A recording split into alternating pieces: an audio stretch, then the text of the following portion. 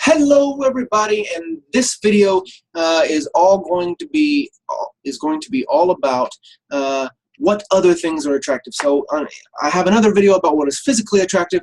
This video is all about what other things other than physical attractiveness are considered attractive. Now, we'll start with what things both men and women find attractive other than physical attractiveness.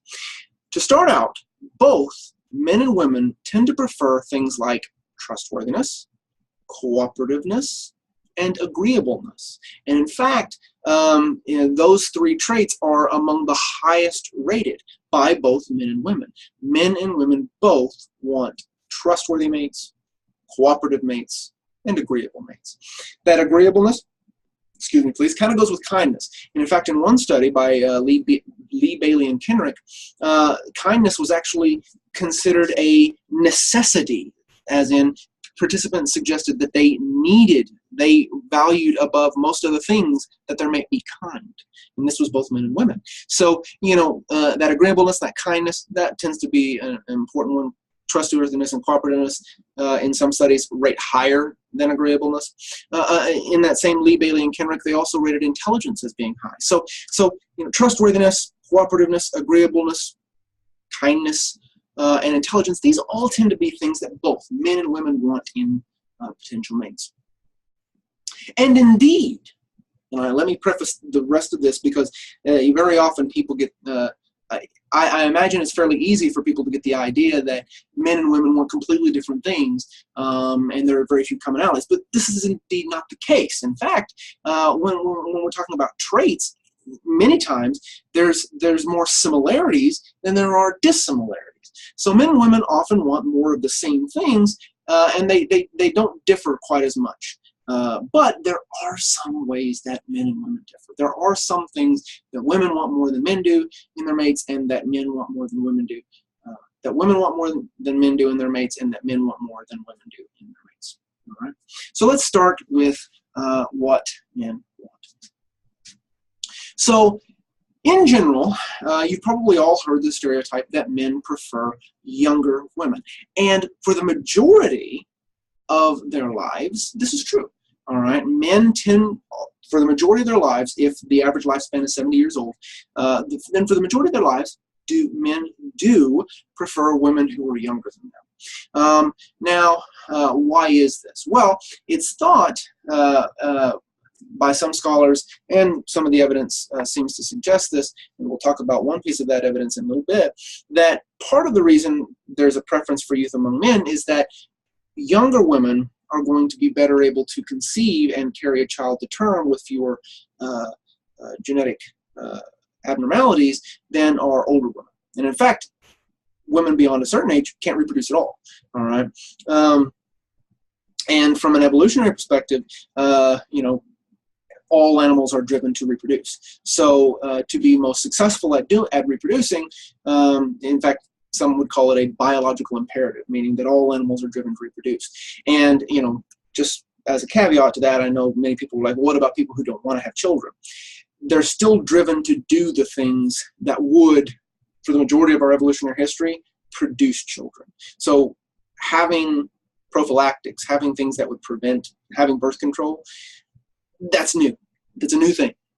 All right. And evolution is horribly slow. All right, it takes generations and generations and generations, hundreds of generations to do anything. All right, so having prophylactics, having birth control for 100 years, that's not going to do much. All right, so even people who don't want kids, they still want to engage in the behavior that would produce kids. Everybody wants to have sex. All right, it's very hard, although it's possible, it's very hard to undo people's desire for sex.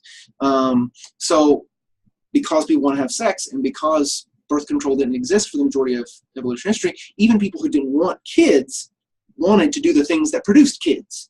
All right. And up until recently, the more they did those things, the more chances of having kids. So when we talk about these things being focused on the production of offspring, for the majority of our evolutionary history, up until, again, the last 100 years or so, those things would have been things to consider when trying to reproduce. So men tend to prefer women who are younger because younger women are going to be more successful at producing viable offspring than are older women. And so we see this preference in youth in a lot of things that men prefer about women. Many of the things that people call physically attractive are just signs of youth. So, women will use makeup that makes these things. Wrinkles. Why was I blanking on that word? I have a lot of tend to wear things that mask their wrinkles, or sometimes don't even mask them, but actually make those wrinkles, at the very least, make the wrinkles less prominent. All right. Women tend to prefer hair products that make their hair more voluminous, all right, and thicker, which, again, as women age, their hair gets thinner and less thick. All right, so these physical cues of youth or these things that are considered attractive are just signs of youth, or some of them are just signs of youth. And so there are these physical features of youth. There's also behavioral features of youth. So when we talked about what's physically attractive, we talked about voice, how men prefer high-pitched voices. Well, as women age, the pitch of their voice actually drops. All right, go listen to Loretta Lynn when she was in her 20s and go listen to her when she's in her 60s. The voice is noticeably different because the pitch of her voice has dropped, and the pitch of everybody's voice drops as they age. So this preference for high-pitched voices, this preference for women with high-pitched voices among men is partially a preference for youth. Being energetic, having an energetic gait, being animated. These are all, again, signs of energy and therefore youth. As we get older, we lose energy. We don't have as much energy to expend. So we don't act as animated, as energetic as we did when we were young. So men tend to prefer signs of youth, things like I've pointed out. But as I mentioned, we're going to talk about a piece of evidence that shows that men tend to prefer ability to reproduce, because we started out talking about how men prefer signs of youth. That's not true across the lifespan. In fact, very young men don't prefer younger women. All right? 13, 14, 12, 13, 14-year-old men, 15, 16-year-old men, they don't prefer 8, 9, and 10-year-old women. They actually prefer slightly older women. They prefer, so your teenagers, they prefer your college women. Your college men prefer college women. And then as men get older, their preferences get younger and younger. So the most accurate description of men's age preferences is that they prefer women who are at peak reproductive capability. All right. So women who are in their 20s, which is around the time of peak fertility, are going to be better able to reproduce than your older women and your younger women. All right, younger women, very young women, can have difficulties carrying the child to term. The older women can also have difficulties carrying the child to term, but you also get greater chances of genetic abnormalities. So there tends to be a preference among men for women who are right around the age of peak fertility. But for the majority of their lives, there is a preference for youth, right? So, and if you watch my video about physical attractiveness, you'll also see the point that I mentioned, that men also tend to prefer signs of attractiveness more so. They didn't prioritize physical attractiveness more so than women do. And so since I've already talked about it in that video, I won't go into too much detail in it here. But I will remind you that when it comes to long-term relationships, committed relationships, marriage, men tend to prioritize physical attractiveness. They tend to care about it more than women do. So men tend to care about youth and attractiveness very heavily.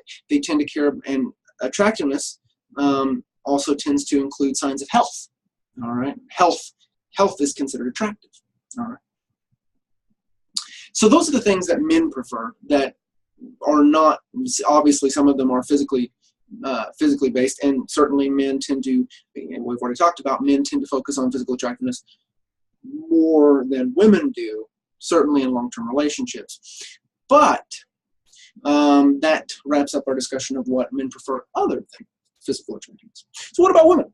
Well, women tend to prefer, and this is universal, this is not just in America, show signs of preferring men with higher access to resources. And this tends, like I said, this is across the planet. And what's interesting, because very often what people will say is, well, what happens when a woman already has access to resources? Well, in the studies that we have where we look at women with high access to resources, what we find is that, in fact, in some of the work, women with high access to resources actually make it even more important for the men to have more resources than they have, or to, well, not necessarily more than they have, but to have high resources. All right. So even when women have their own access to resources, they still tend to prefer men with high access to resources. All right. So women, now part of the reason why, one of the reasons offered for why this is that provided from biology. So in biology, there is this theory called the theory of parental investment, proposed by Trivers back in 1972. And it argued that in sexual species that have two sexes,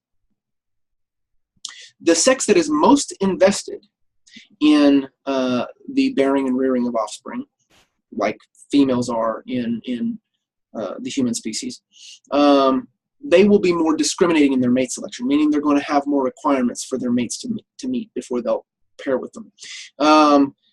Whereas the least invested sex, the sex that is least invested in the bearing and rearing of offspring, so in humans that's men. Men could potentially invest no more than a minute in the bearing and rearing of an offspring.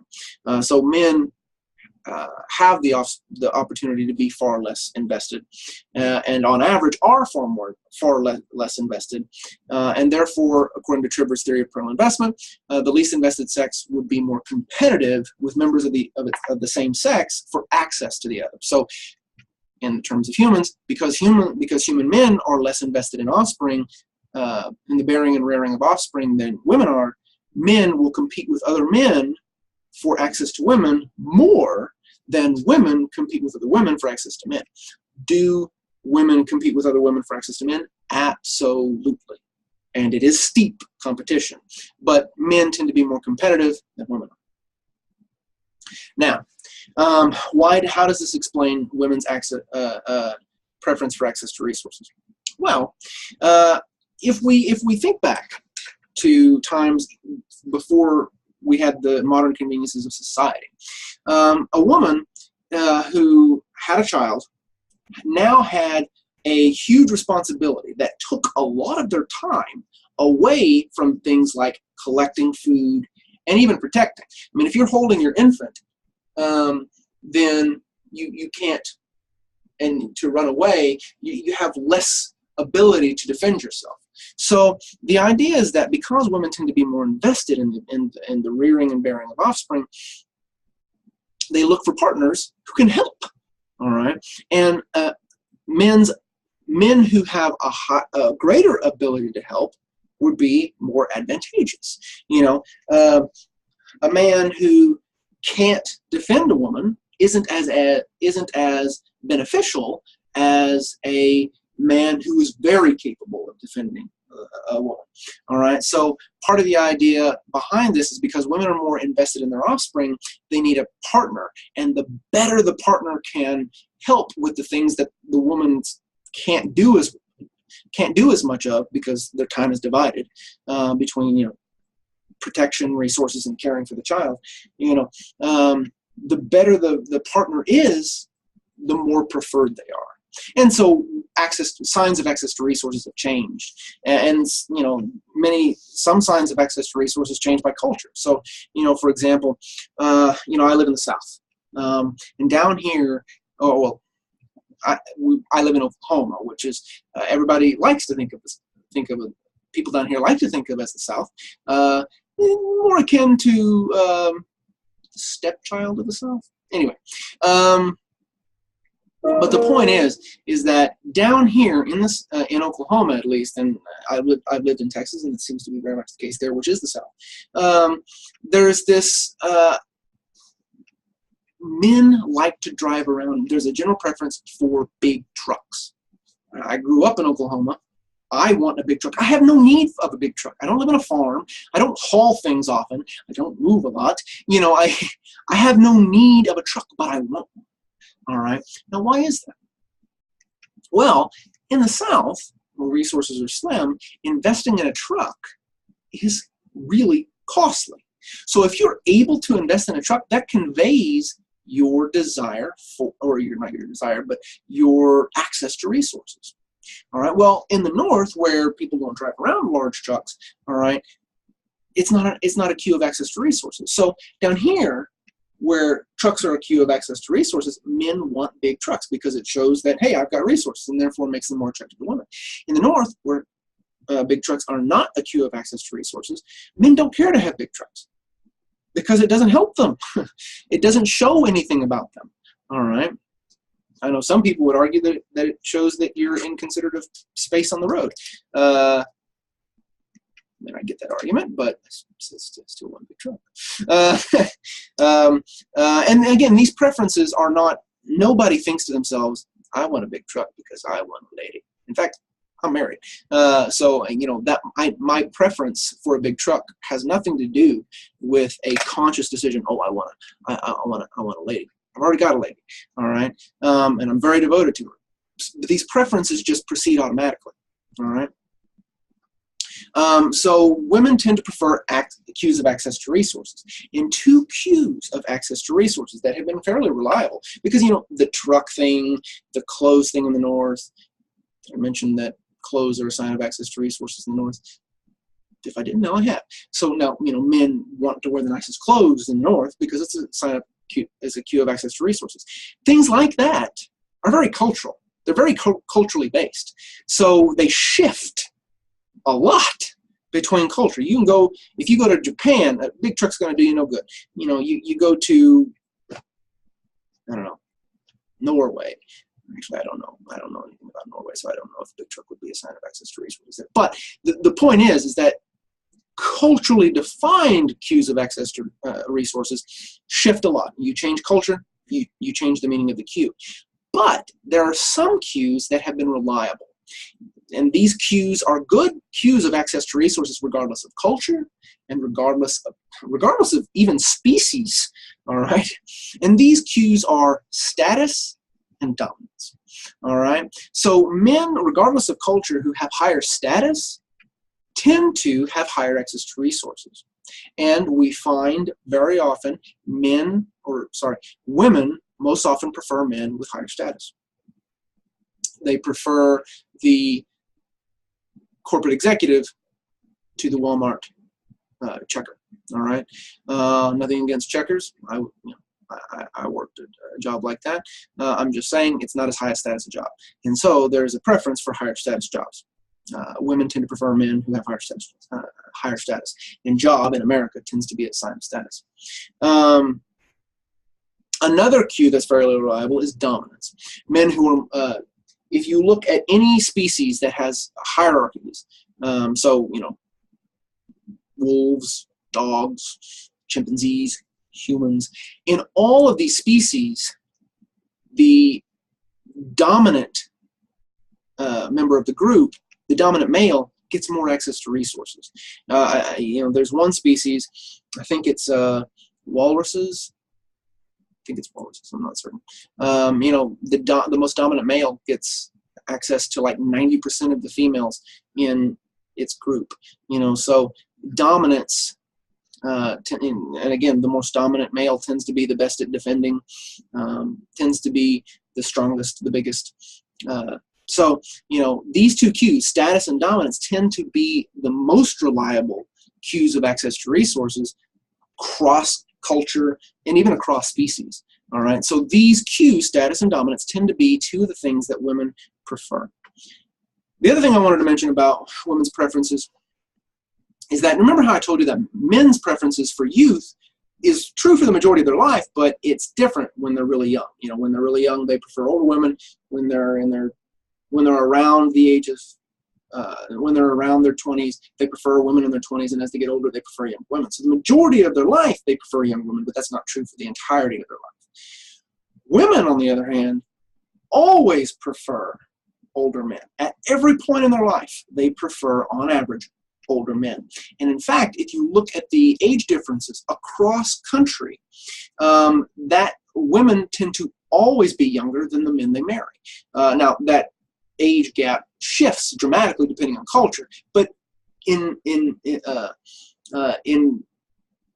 very few cultures do women typically marry younger men. It does happen, and I can only think of one. It's a certain tribe that's matriarchal. But then in that culture, they practice polygamy, so men actually take on multiple wives, and they end up taking additional wives that are all younger than them. But in that culture, resources are held by the matriarchs, by the women. So men marry a matriarch, and then they take on additional younger wives. Women across their life tend to prefer older men. All right, and this even explains certain preferences that you don't see in men. So men don't prefer bald women, but there is a slight preference among some women for bald men. It's not universal, and in fact, I can't find anything that says that that's a universal preference, but there is a small trend for women to prefer to find bald men attractive. Certainly, you can see this somewhat reflected in the fact that men are much more comfortable, although not everyone is, but men on average are much more comfortable going around bald than women are. All right? Because there's a slight preference for that. As we age men, we bald, or our hair gets thinner, and some of us go bald. So balding is a sign of age. Graying, there is something of a preference for gray hair there's something of a preference among women for men with gray hair. Again, it's a sign of age. All right, now why is there this preference for age? Again, it's another cue of access to resources. So older men, because they've been around longer, have had more opportunities to acquire more resources. And so older men are probably better able to acquire resources, or probably have more resources and therefore have greater access. And that, my friends, is it for this video. So we've talked about what things that both men and women prefer in one another. And so this whole video has been primarily about things that are not physically physical in nature that men and women prefer. We talked about what both of them prefer, what they have in common about their preferences, then what men prefer, and then what women prefer. As always, if you have any questions, please send them my way. Other than that, that's it for this video, and I'll see you later.